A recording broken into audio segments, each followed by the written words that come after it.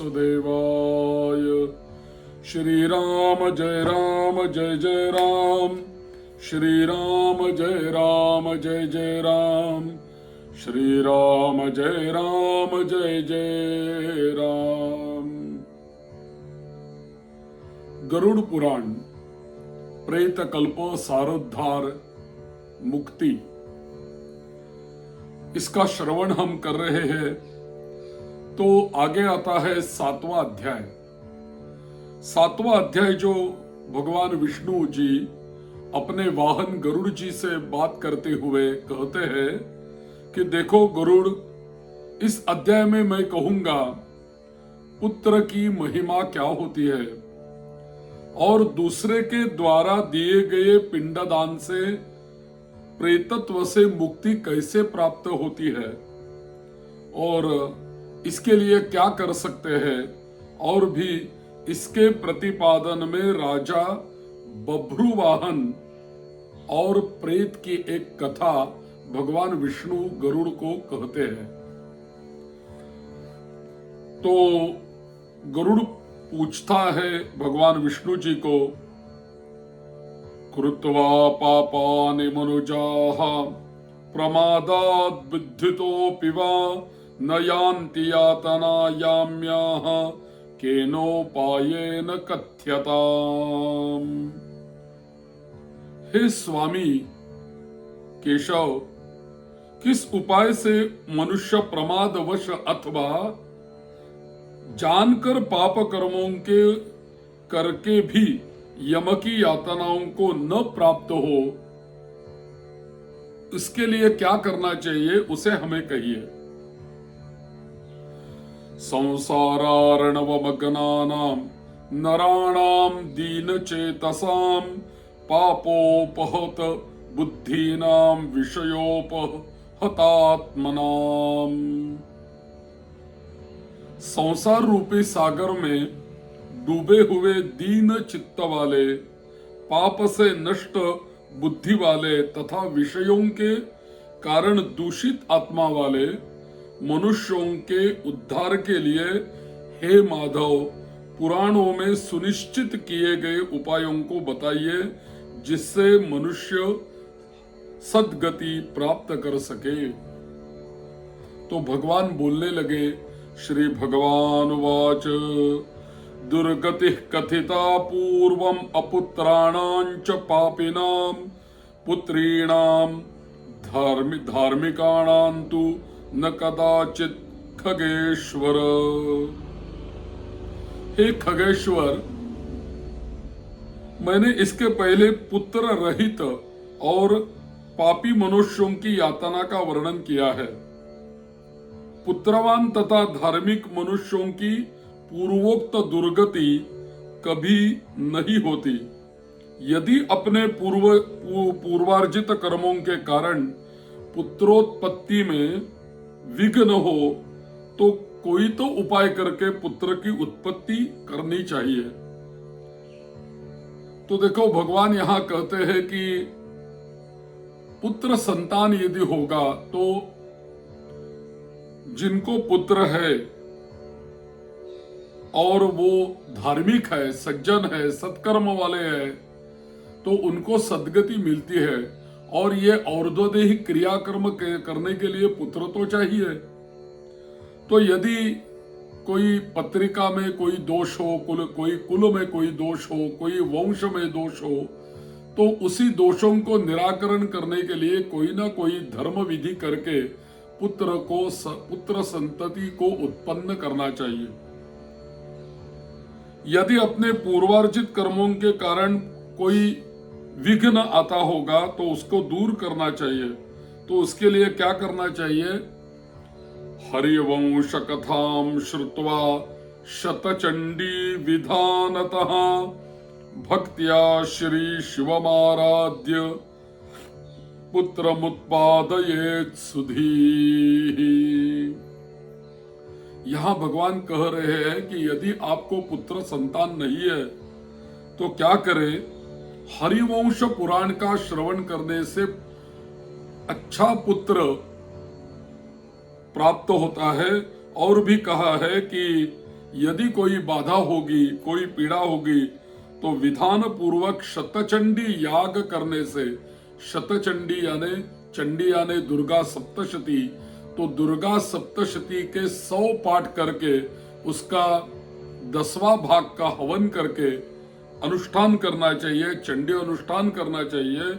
तो उससे क्या होता है कि पुत्र संतति होती है, क्योंकि चंडी की उपासना तो अपनी कुलदेवी की होती है। तो हमें यदि संतान न होती हो तो हमें कुलदेवता के शरण में जाना चाहिए और भी हरिवंश पुराण का श्रवण करना चाहिए। और भी एक बताया उन्होंने, भक्त्या श्री शिवमाराध्य पुत्रमुत्पादयेत् सुधीः, यानी कि देखो शिव जी की आराधना करने से भी कोई कुल के वंश के यदि दोष होंगे तो वो दूर हो सकते हैं। और शिव जी की आराधना से, चंडी आराधना से या तो हरिवंश पुराण श्रवण करने से अच्छा संतान हमें प्राप्त हो सकता है। और यदि हमें पुत्र संतान चाहिए तो यही उपाय करके पुत्र को उत्पन्न करना चाहिए, पुत्र को जन्म देना चाहिए। क्यों ऐसा है आगे बताया श्लोक में, क्योंकि पुत्र इस शब्द की व्याख्या क्या आती है, पुन्नामो नरकाद्यस्मात् पितरं त्रायते सुतः तस्मात् पुत्र इति प्रोक्तः स्वयमेव स्वयंभुवा। एकोऽपि पुत्रो धर्मात्मा सर्वं तारयते कुलम् पुत्रेण लोकान् जयति श्रुतिरेषा सनातनी। देखो खगेश्वर अपने पितरों की पुम नामक नरकों से रक्षा जो करता है उसी को पुत्र कहते हैं। वही पुत्र होता है जो अपने पुरखों को, पितरों को नरक से बचाता है। स्वयं भगवान ब्रह्मा ने ही उसे पुत्र नाम से कहा है, पुन्नाम नरकात् त्रायते इति पुत्रः। और एक यदि पुत्र होगा धर्मात्मा, पुत्र तो होगा लेकिन पुत्र यदि धर्माचरण करने वाला नहीं होगा तो वो हमारी क्रियाकर्म कैसे करेगा, हमें पिंडदान कैसे करेगा मृत्यु के उपरांत। तो पुत्र तो चाहिए लेकिन पुत्र धर्मात्मा होना चाहिए, धर्माचरण करने वाला होना चाहिए और उसकी धर्म में श्रद्धा होनी चाहिए, पितरों के कार्य में श्रद्धा होनी चाहिए। ऐसा धर्मात्मा पुत्र प्राप्ति के लिए कोई ना कोई तो अनुष्ठान करना होगा। तो ऐसा जब धर्मात्मा पुत्र जन्म लेता है तो उसी को साक्षात भगवान ब्रह्मा जी पुत्र मानते हैं। तो एक धर्मात्मा पुत्र यदि घर में होगा तो संपूर्ण कुल को तार देता है और पुत्र के द्वारा व्यक्ति लोगों को जीत लेता है, ऐसी सनातनी श्रुति है। 2-4 लड़के होंगे, 2-4 पुत्र होंगे, लेकिन उनमें से एक यदि कोई धर्म पालने वाला या धर्म को मानने वाला, श्रद्धा रखने वाला, धर्म करने वाला यदि धर्मात्मा यदि पुत्र होगा तो वो सभी को तार लेता है, ऐसा श्रुति कहती है। तो इसी प्रकार पुत्र का महात्म्य यहाँ गरुड़ पुराण में बताया गया है। इसीलिए पुत्र का मुख देख करके मनुष्य पितृ ऋण से मुक्त हो जाता है। विवाह क्यों करते हैं? विवाह का संकल्प ही ऐसा होता है, दैव पितृ ऋण अपाकरण हेतुभूत धर्म प्रजा उत्पादन सिद्धि द्वारा। यही तो संकल्प होता है ना विवाह का। तो अपने पुत्र के स्पर्श से या तो पुत्र का मुख देख करके ही मनुष्य अपने पितरों के ऋण से मुक्त हो जाता है। और पौत्र का स्पर्श करके मनुष्य तीनों यानी देव, ऋषि और पितृ ऋणों से मुक्त हो जाता है।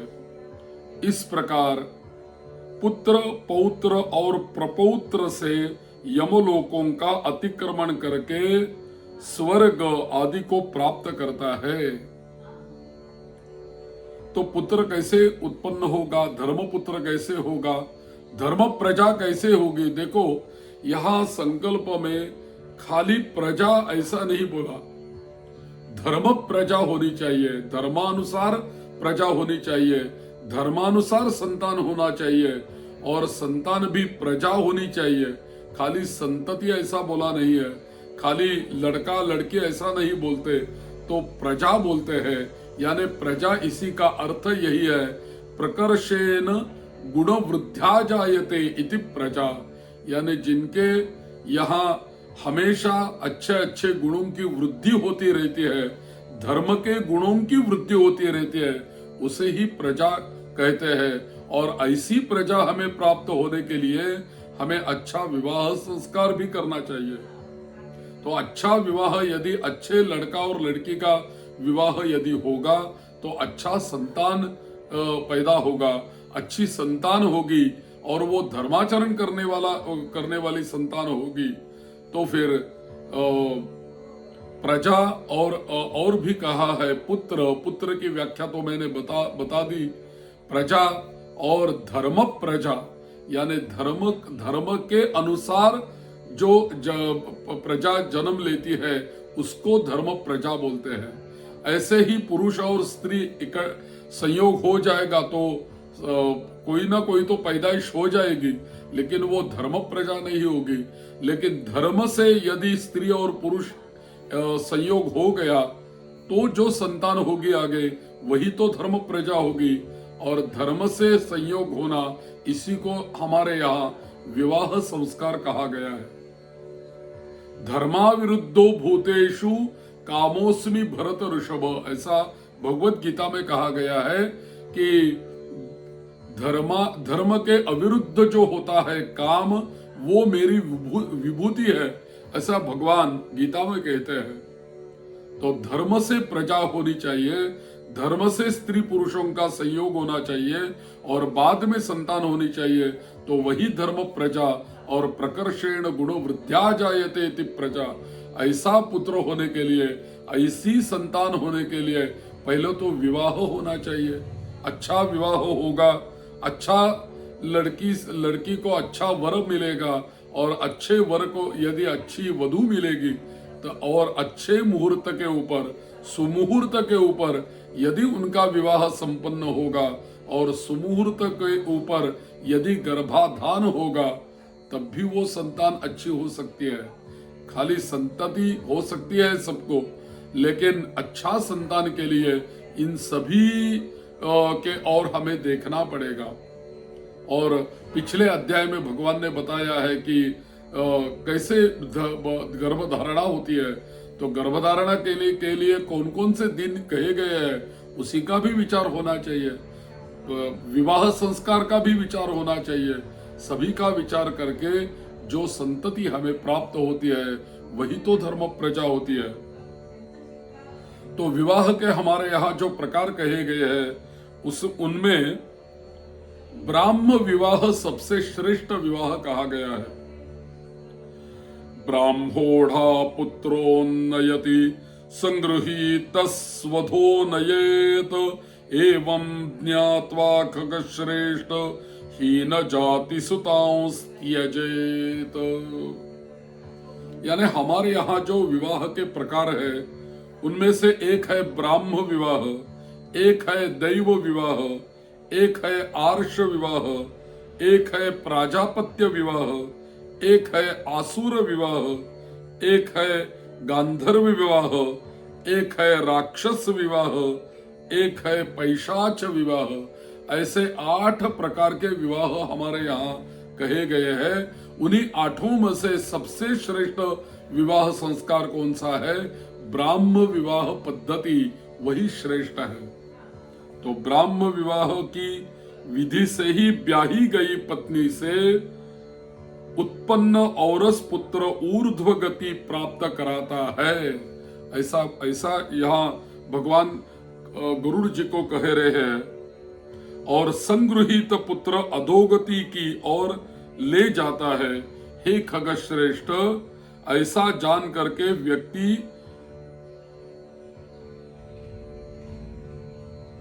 ब्राह्म विवाह से विवाह करके ऐसी ब्याही गई पत्नी से ही पुत्र उत्पन्न करे, तब भी वो धर्मात्मा धर्माचरण वाला पुत्र होगा और वही सद्गति देगा।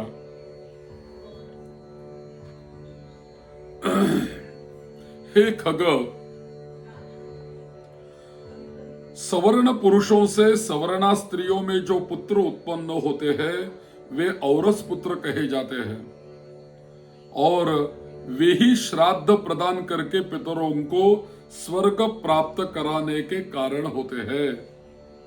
औरस पुत्र के द्वारा किए गए श्राद्ध से पिता को स्वर्ग प्राप्त होता है। इस विषय में हमें और कहने की आवश्यकता नहीं है। और क्या कह सकते हैं इसमें? दूसरे के द्वारा दिए गए श्राद्ध से भी प्रेत स्वर्ग को चला जाता है। इस विषय में एक कथा सुनो। यहां एक प्राचीन इतिहास में खगेश्वर तुमको बताऊंगा कि जो और्ध्वदिक दान के श्रेष्ठ महात्म्यों को सूचित करता है, ऐसी कथा मैं कहता हूं। तो भगवान कथा कहने लगे, पुराना इतिहास गरुड़ जी को बताने लगे। भगवान कहते हैं, पुरा त्रेता युगे तार्क्ष्य राजासी बभ्रुवाहनः महोदये पुरे रम्ये धर्मनिष्ठो महाबलः।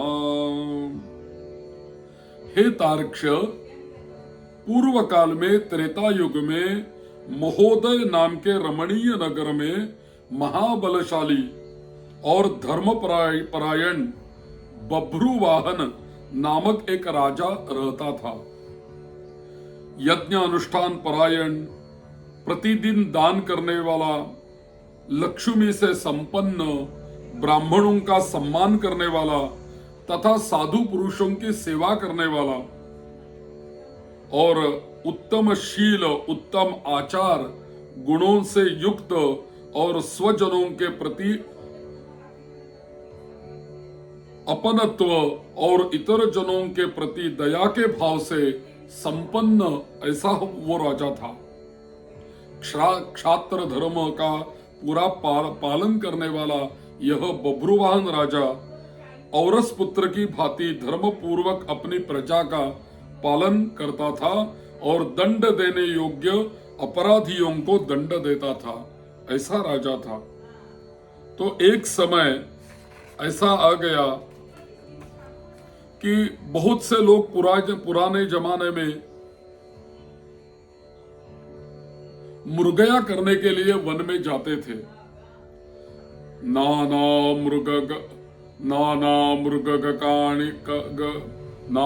मृग गणा कीर्णम नाना पक्षी निनादितम वन मध्ये तदा राजा मृगन दूराद पश्यत।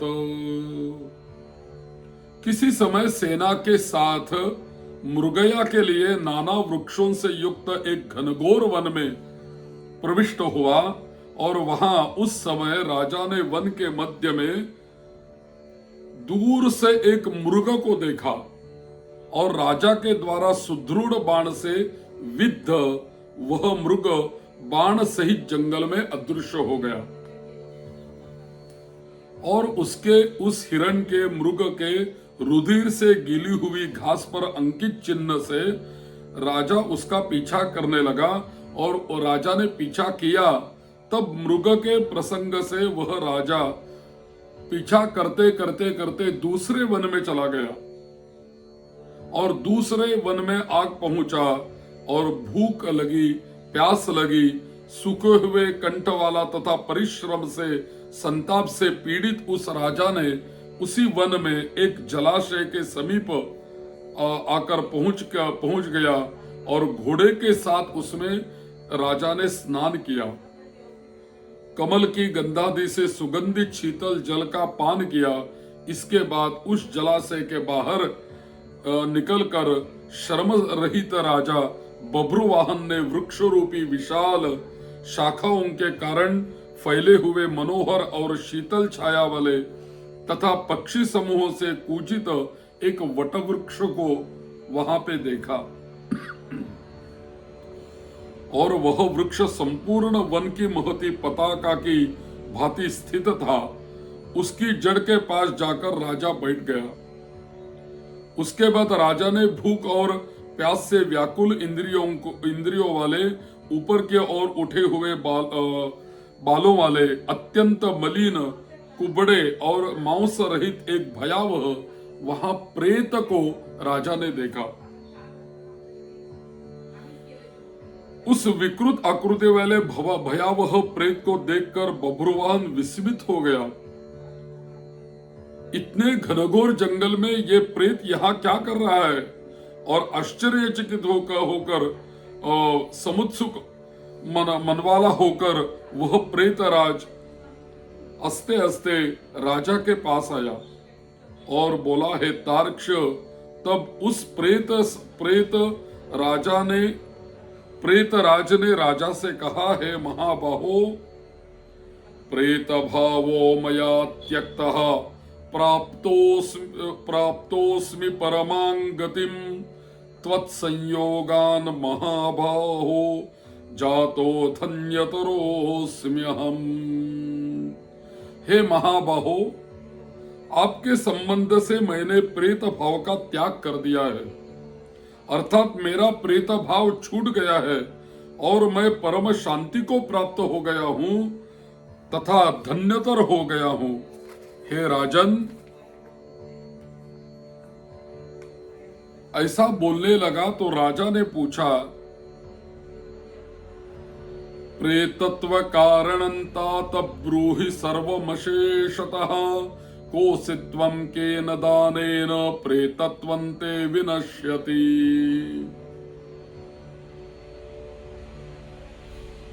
राजा ने कहा, है कृष्ण वर्ण वाले तथा भयावह रूप वाले प्रेत किस कर्म के प्रभाव से देखने में डराने वाले और बहुत ही अमंगलकारी इस प्रेतत्व स्वरूप को तुमने प्राप्त किया है?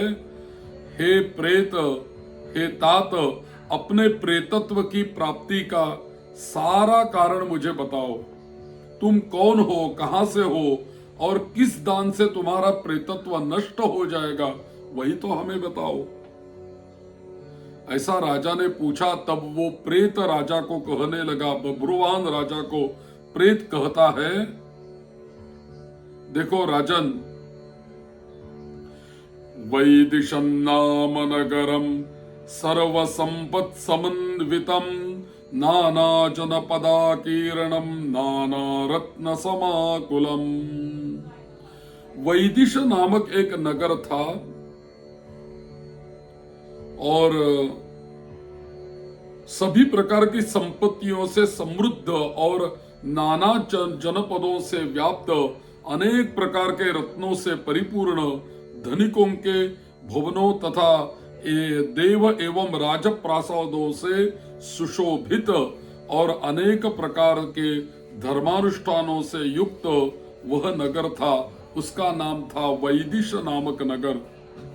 वहां मैं रहता था और निरंतर देव पूजा किया करता था।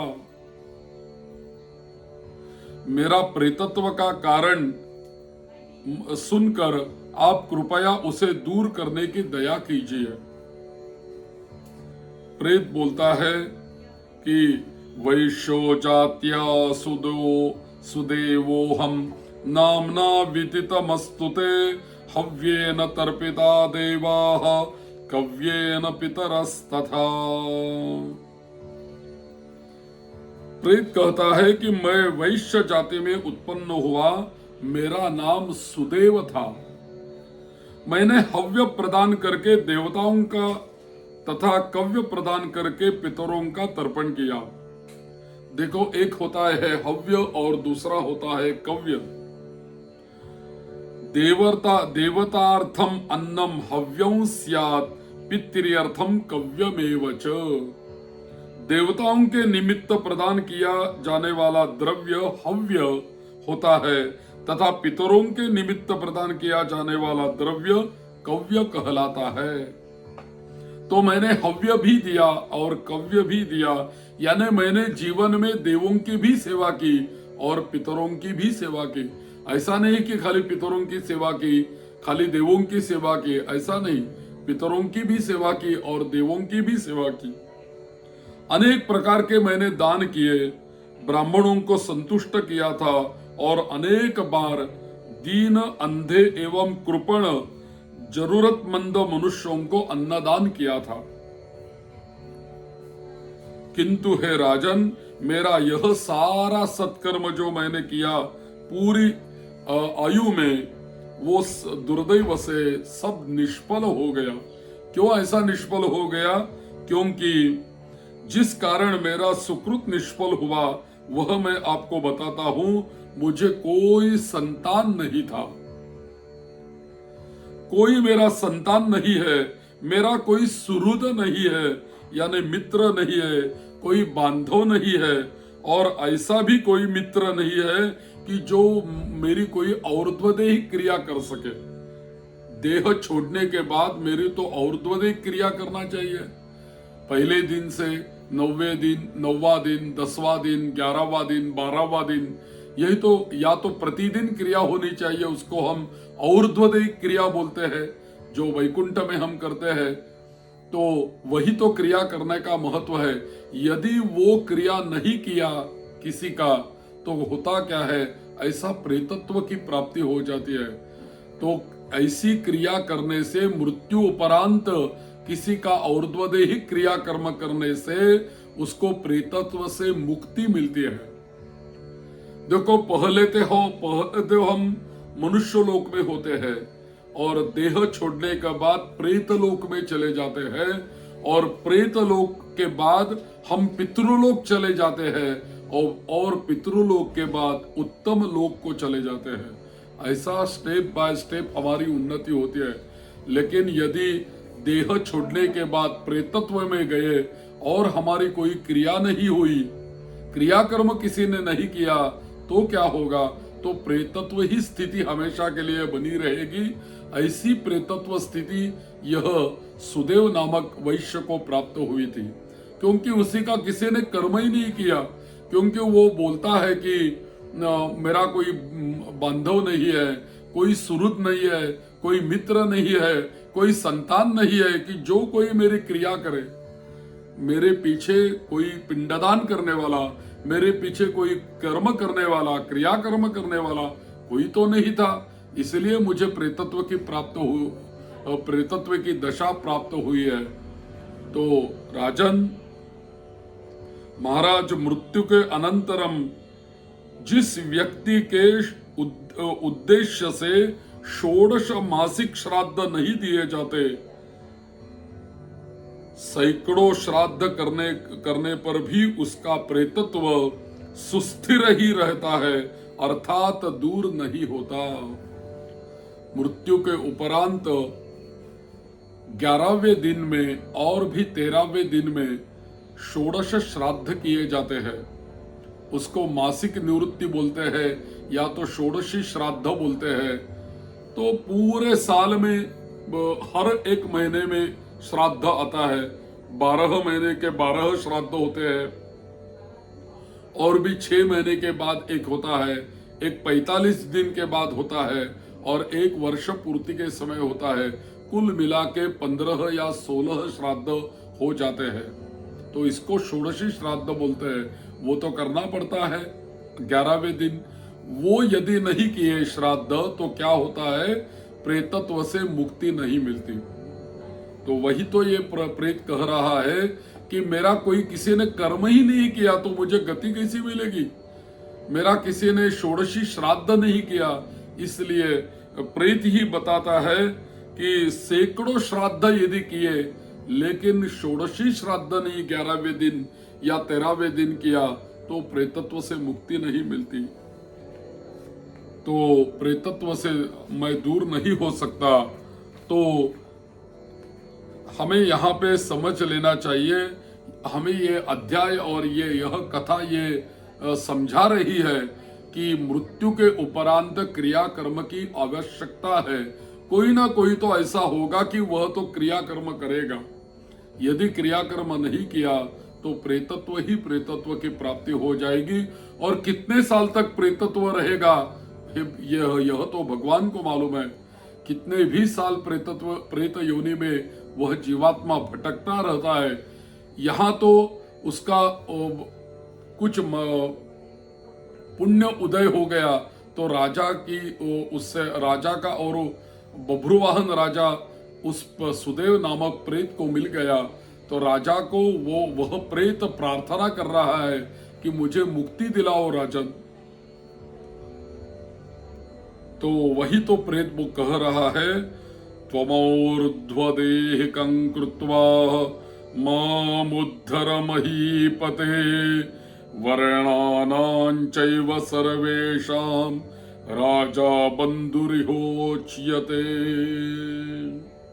महाराज, आप मेरा और्ध्वदेही कृत्य करके मेरा उद्धार कीजिए, क्योंकि इस लोक में राजा सभी वर्णों का बंधु कहा जाता है। इसलिए हे राजेंद्र, आप मेरा उद्धार कीजिए। मैं आपको मणिरत्न देता हूं। और हे वीर राजा, यदि आप मेरा हित चाहते हैं तो जैसे मेरी सद्गति हो सके और मेरी प्रेत योनि से जैसे मुक्ति हो सके, वैसा कृपा करके आप कर्म करें। भूख प्यास आदि दुखों के कारण यह प्रेत योनि मेरे लिए बहुत दुस्सह हो गई है।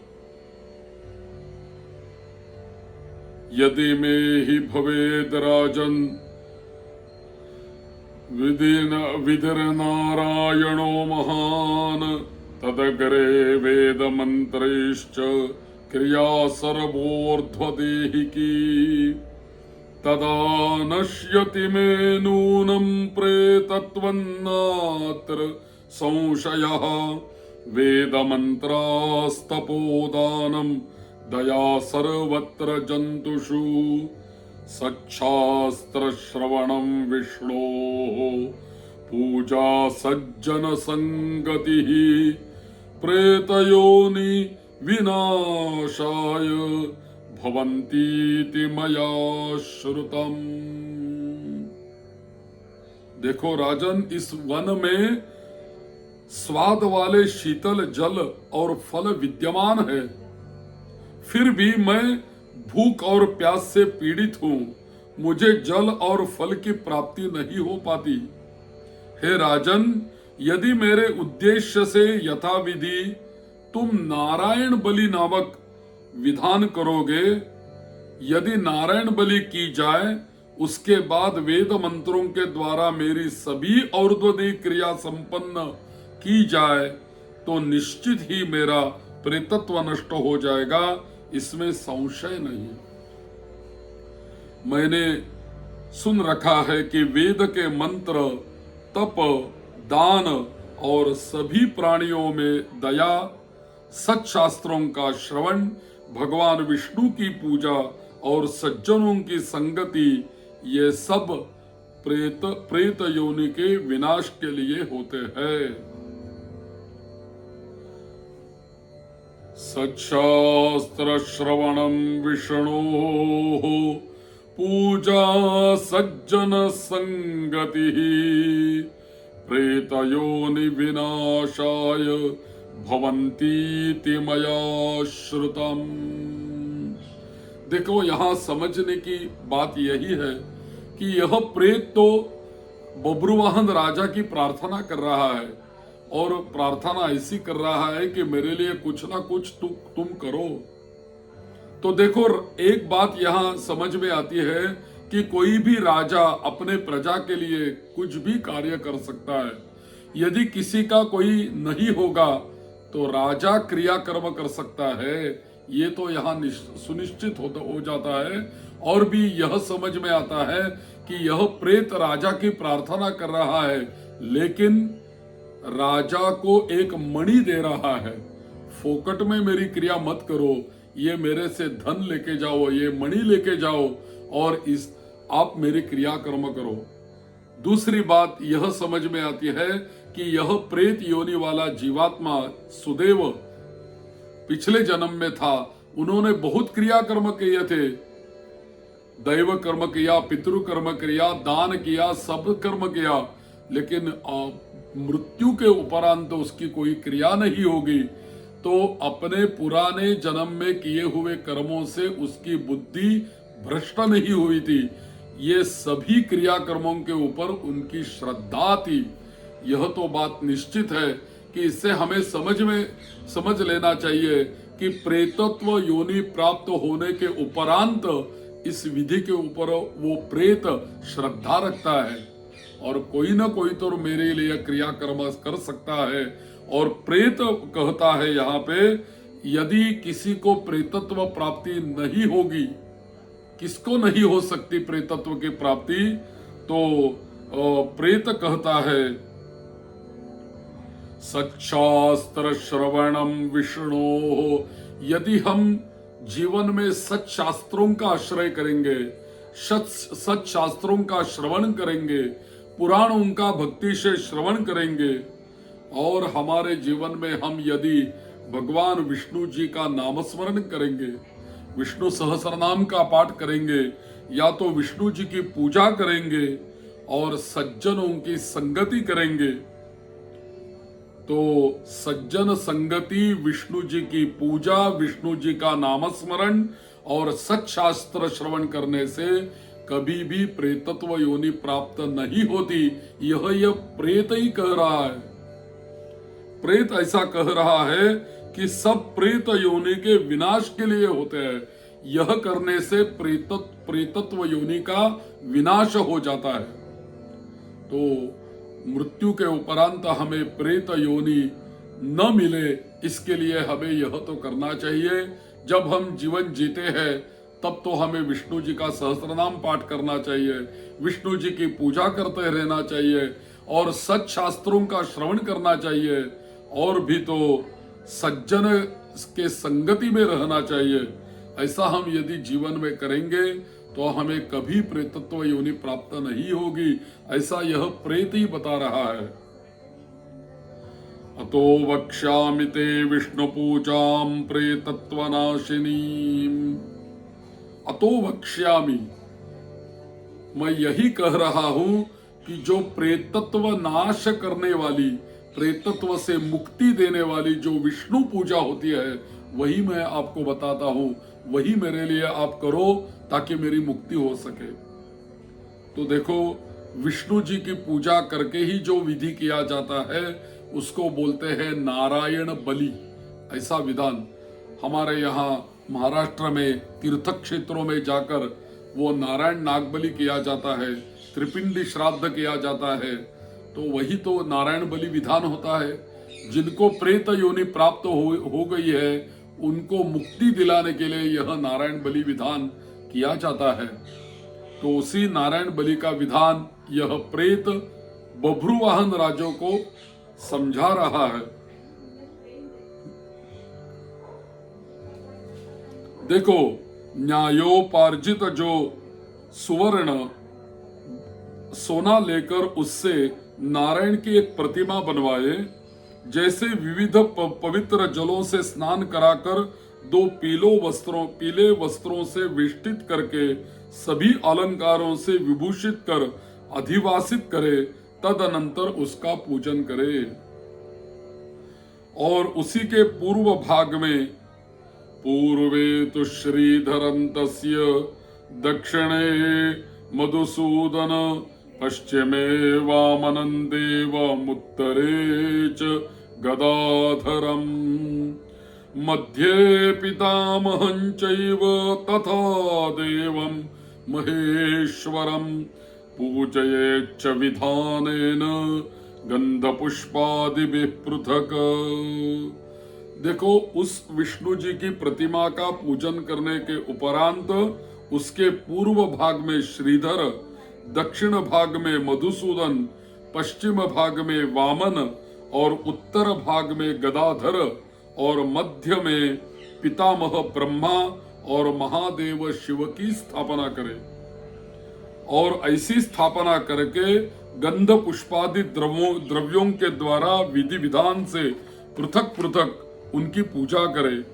बाद में प्रदक्षिणा करके हवन करके देवताओं को तृप्त करके घृत दधि तथा दूध से विश्व देवों को तृप्त करे। और भी तदनंतर समाहित चित्त वाला यजमान स्नान करके नारायण के आगे विनितात्मा होकर विधि पूर्वक मन में संकल्पित और्ध्वदेह क्रिया का आरंभ करे। इसके बाद क्रोध और लोभ से रहित होकर शास्त्र विधि से सभी श्राद्धों को करे और वृषोत्सर्ग जरूर करे। तदनंतर ब्राह्मणों को 13 पददान करे, फिर शय्यादान देकर प्रेत के लिए घटका दान करे। ततः पदानि विप्रेभ्यो दद्याच्चैव त्रयोदश शय्यादानं प्रदत्त्वा च घटं प्रेतस्य निर्वपेत। ऐसी नारायण जी की पूजा करने के बाद और्ध्वदेह क्रिया कर्म करना है और और्ध्वदेह क्रिया करते समय बहुत ही श्रद्धा से क्रिया कर्म करना चाहिए, विधि पूर्वक क्रिया होनी चाहिए और समाहित चित्त रख के, यानी यहां वहां विचलित चित्त न करके एकाग्र चित्त से क्रिया करनी चाहिए और लोभ से रहित क्रिया होनी चाहिए। शास्त्रों को विहित जो क्रिया है वही होनी चाहिए और बाद में वृषोत्सर्ग करना चाहिए। इस वृषोत्सर्ग क्या होता है उसके बारे में आगे के अध्याय एक आता है, वहां वृषोत्सर्ग का महत्व आएगा, वही हम बताएंगे। लेकिन यहाँ एक श्लोक मिला है, ततः पदानि विप्रेभ्यो दद्याच्चैव त्रयोदश। यहाँ पददान करने के लिए कहा गया है। तो पददान क्या होते हैं? एक होता है छाता, छत्र, उपानह यानी जूता, दूसरी होती है अंगूठी, कमंडलू, आसन, पंचपात्र। ये 7 वस्तुएं पद कही गई है, इनको पद बोलते हैं। देखो, छाता, जूता, वस्त्र, मुद्रिका, कमंडलू, आसन और पंचपात्री, यह 7 दान जो होते हैं उनको पददान बोलते हैं। और दंड, ताम्रपात्र, आमान्न यानी कच्चा अन्न, भोजन, घृत और यज्ञोपवीत मिलाकर पद की संपूर्णता होती है, इसको पददान बोलते हैं। ततः पदानि विप्रेभ्यो दद्यात्, और और्ध्वदेह क्रिया करके ये पददान करना चाहिए और ब्राह्मणों को ये दान देना चाहिए। और शय्यादानम प्रदत्त्वाच, शय्यादान भी करना चाहिए। घटम प्रेतस्य निर्वपेत, इनको पददान बोलते हैं। और 13 पददान करे, फिर शय्यादान देकर प्रेत के लिए घटका दान करे। ऐसा दान करने से प्रेतत्व की मुक्ति होती है। तो प्रेत कहता है, दानम प्रेत घटन नाम सर्वाशुभ विनाशकम दुर्लभम सर्वलोकानां दुर्गति क्षय कारकम संतप्तहाटकमयन्तु घटं विधाय ब्रह्मेश केशवयुतं सह लोकपालैः क्षीराज्यपूर्ण विवरं प्रणिपत्य भक्त्या विप्राय देहि तव दान शतैः किमन्यैः। प्रेत ने कहा, महाराज आपने ठीक पूछा है, जिस सुदृढ़ दान से प्रेतत्व नहीं होता है उसे मैं कहता हूं। ध्यान से सुने, प्रेत घटका दान सभी प्रकार के अमंगलों का विनाश करने वाला होता है, सभी लोकों में दुर्लभ और दुर्गति को नष्ट करने वाला होता है।